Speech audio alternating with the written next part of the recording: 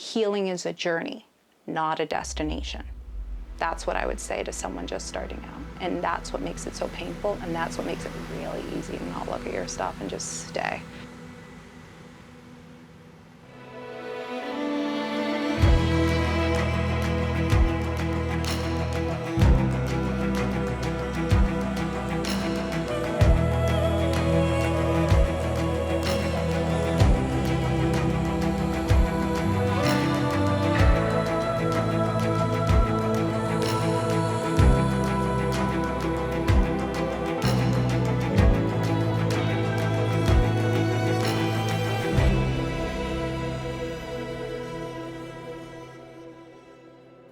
Hi, my name is Liza, and I am a full online content creator, full-time yoga teacher, and wellness teacher.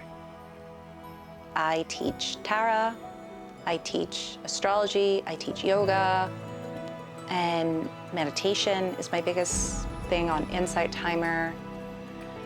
And I create YouTube videos, and that's pretty much it. I try to create a space of sacred wellness. And meditation I discovered when I was a kid. So I came from a super religious household, and prayer was a thing.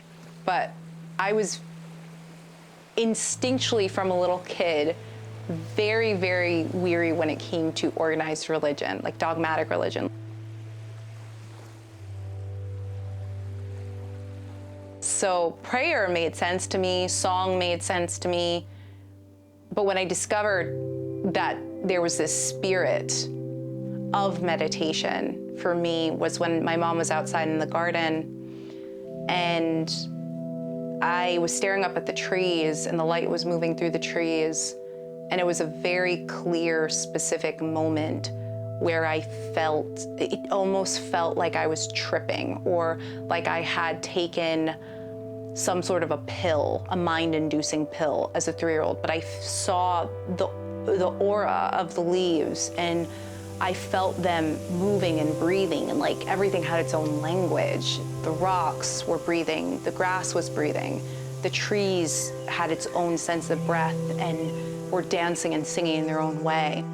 And I had this moment of, I don't like to use the word enlightenment because I think we all have those moments, but I had this aha moment where I said to my mom, "Mom, God's everywhere." And that's when I began that conversation with the universe. For me, that's meditation. It's conversation with yourself, but yourself is part of the universe. When I was 16, I confused achievement with healing. And that wasn't it. And at the age of 16, I had like my first emotional, maybe my second, but one of my big breakdowns. I am a survivor of multi-generational domestic violence and sexual abuse on multiple sides. My mother, my father, my aunts and uncles all went through what I went through, and their parents went through what I went through, and their parents' parents went through what I went through. I just felt anger. It was just anger and fear.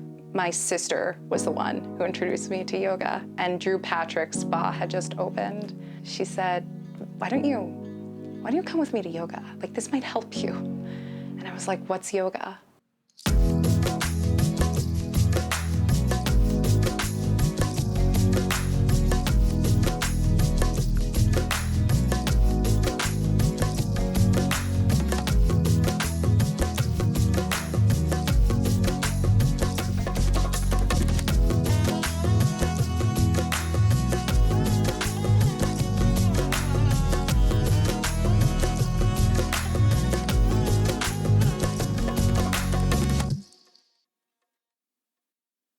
Yoga had become more and more popular, but especially in the 2000s when I discovered it, I didn't know what it was. My parents didn't really, I mean, my mom took a couple of classes, but it wasn't something that was really known, like, oh, you're having a hard time, go to yoga. I didn't realize that we were coming on a wave of this huge popularity of yoga of yoga becoming very mainstream and very popular, and the age of Lululemon and the age of wellness and the age of you gotta go to therapy and ayahuasca and all of this stuff.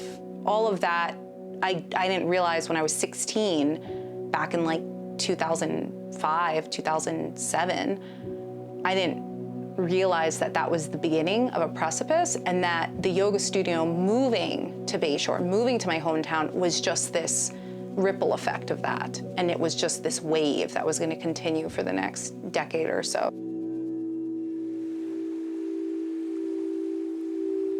I really wanted to take yoga teacher training. I may have come from a dysfunctional background or a traumatic background, but my parents were pretty supportive. And speaking to them recently, I mean, they were supportive as they could be, but speaking to them recently, I think they were more worried about my anger than anything. And they saw that yoga really helped. So I think they were like, yeah, take the 200-hour training, like do it. So they supported me in that. And I took it, and then I fell in love with it. I fell absolutely in love with it. And I remember it was such a shock. But it started to morph into something different when I started to practice it. When I moved to the city and I started teaching on location, I started working with Black and brown communities, and I started working with people who could not get onto the yoga mat. So I got my chair yoga certification. I finally came to a space that really called to my spirit. It was clear, it was clean, and I don't mean clean as in better, I mean clean as in pure. And I was helping people with their actual stuff in life, death, birth. And I felt more like me. Then you realize that in a sense, I was in the perfect time period of these fitness gurus. I hate that, but that's what they were called at the time, like 2015. And again, I really leaned into women more. And it was Cassie Ho, and then it was Tone It Up, and Karina and Katrina, and there are these girls who like run around on the beach, and they're like, guys, let's get toned up. But it wasn't just about being toned up. They had elements of wellness there too. It's like, this is how we're gonna go for our goals, this is how we're gonna go for our dreams. I was like, if I'm gonna do this, I wanna do it like Karina and Katrina, I wanna do it like Cassie Ho, like I wanna do it like that, those women, because those women are doing it in a way that they're reaching so many more people. The content creation became the tool to reach as many people as possible that were going through that. It became very real and very, very personal in a sense. And I realized that there are still people who are suffering, and there are people that need it. And free content, that's what I needed. I needed as many free classes growing up as a kid as possible. People need these things. So it became the magic carpet in a sense. So the intention kind of morphed into something very real because I was teaching in person, because I was like, people need this. So with that, let's move on into our journal questions. I specifically remembered having a dream of a girl I wouldn't meet yet, of a show that was probably just in the mix of being produced on Vox, on YouTube. The dream was all about telling me I have to embrace, I must embrace my inner witch. I must embrace her, like it's time.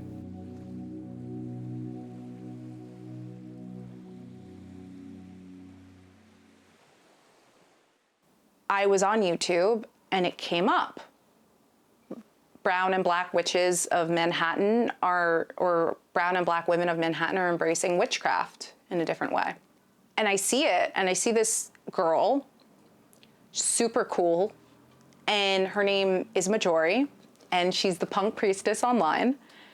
And it just all came back, that dream. She was in the dream. I saw these women in New York City and people in New York City, and they're just like me, like coming out of the broom closet. It's just being a little woo or being a little spiritual. You know, witchy wellness and all of that, me being witchy, or what does that really mean to be a witch? I started to really embrace it during that time. And it could be a wise woman or a wise person. It could be someone who uses plant medicine. It could be a shaman. It could be someone who is ahead of their community. But the term witch took a very different turn for me after that. It took a very different turn where I was like, okay, it's going back to the roots of healing.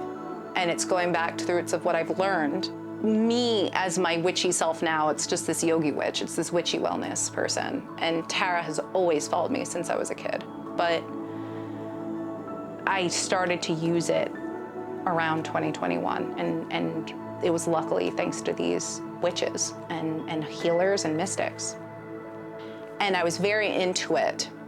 I believe that you have conversations with the universe. Healing the witch wound is huge. When we let fear take over or be at the forefront of our life, that's when things get destroyed. Not when we become brave, not when we allow ourselves to trust our instincts or intuition, not when we allow love to lead the way, when we allow fear to lead the way. So at the same time of, yes, there is fear that people are gonna look at me. I even had fear with my following that they're gonna be like, she is drinking the Kool-Aid. We went from yoga and manifestation and meditation, and now we're doing tarot and astrology and communing with the stars. And at one point I taught a little bit of herbalism. But then I realized like a lot of my community members were like, oh my God, thank you, I need this. I identify with this. I need a safe space to practice this as an individual. And I think that's what it's meant for. It's meant for healing. It's not meant for control. It doesn't work that way. It's not meant for, the idea of hexing. It doesn't work that way. Healing is a Fibonacci spiral. Healing is, the circles of a tree or an onion. A lot of the times we think, I'm gonna do this and I'm gonna be healed, or saved, whatever it is. But it's not a final destination. It's a constant journey and walk. It's a constant evolution. What I'm trying to do is crack open something and say, this helped me. If you want to do the work and be open and meet me, and this can help you in any way, then amazing. So my wellness practice now feels more weighted. There's a sense of responsibility towards myself and to others.